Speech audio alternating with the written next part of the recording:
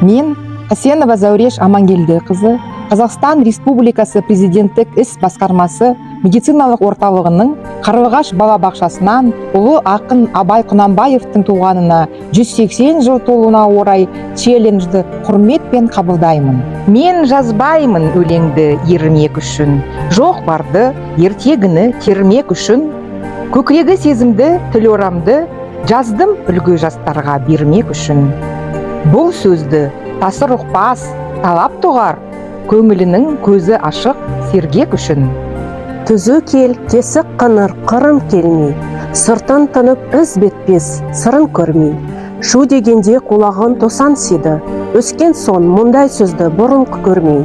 Таң қаламын алдыңғы айтқанын ұқпай, және айта бер дейді, жұрт тыным бермей. Сөз айттым, Әзіреті Али Айдахарсыз. Мында жоқ алтын иек сары ала қыз. Кәрілікті жамандап, өлім тілеп, болсын деген жерім жоқ жігіт арсыз. Әсіре қызыл емес деп жүренбеңіз, түбі терін сөз артық бір байқарсыз. Батырдан барын ташы туардан ғой, қыз шылда, қызық шылда әуре жан ғой. Арсыз, малсыз, ақылсыз, шаруасыз, елірмелі маскүнем байқалған ғой.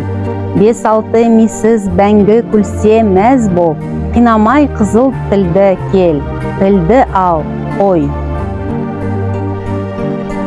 Өлеңі бар өнерлі інім, сізге жалынамын. Мұндай сөз айтпа бізге, өзге түгіл өзіне пайдасы жоқ. Есіл өнер қор болып кетер түзге. Сән қой, дан ғой, ойнашы керім дербес. Қанша қызық болады өзіңізге.